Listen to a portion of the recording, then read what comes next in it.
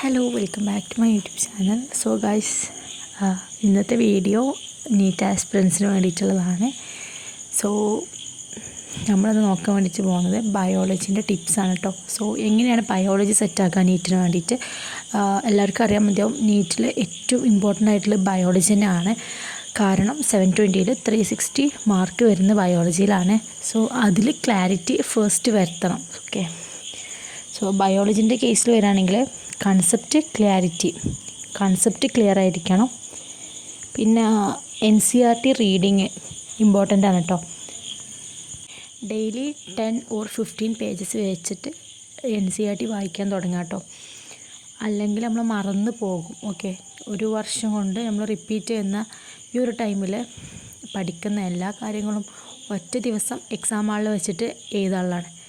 So എന്തായാലും ഓർമ്മ കാണത്തില്ല.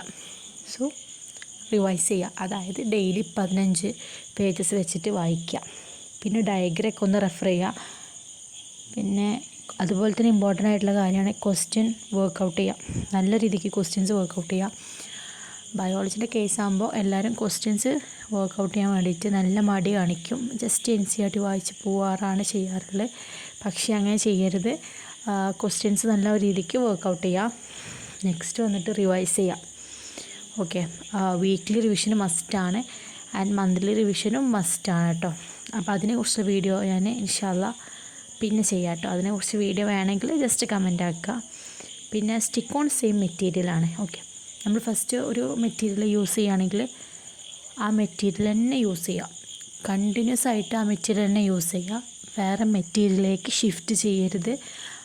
ഒരുപാട് കുട്ടികൾ ചെയ്യുന്ന മിസ്റ്റേക്കാണ്. ഒരു മെറ്റീരിയൽ യൂസ് ചെയ്തിട്ട് നമ്മൾ ഫ്രണ്ട്സൊക്കെ വേറെ ഏതെങ്കിലും യൂസ് ചെയ്യുകയാണെങ്കിൽ നമ്മൾ വിചാരിക്കും ജസ്റ്റ് അതൊന്ന് യൂസ് ചെയ്ത് നോക്കാം. ഫുൾ കൺഫ്യൂഷൻ വരും. സോ അങ്ങനെ ചെയ്യരുത്. ഒന്നെങ്കിൽ നിങ്ങളെ ക്യാമ്പസിൽ നിന്ന് കിട്ടുന്ന മെറ്റീരിയൽ യൂസ് ചെയ്യാം, അല്ലെങ്കിൽ MTG നല്ല അടിപൊളി മെറ്റീരിയലാണ്. സോ MTG ഒക്കെ ചെയ്ത് നോക്കാം.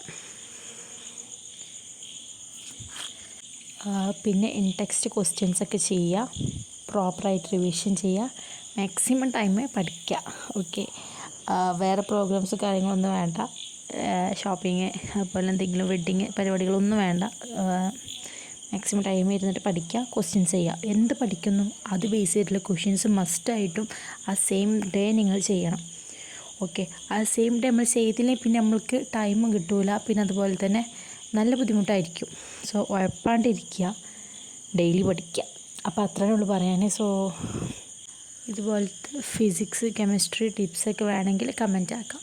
അപ്പോൾ ഗൈസ് ഇത്രയേ ഉള്ളൂ. ബൈ.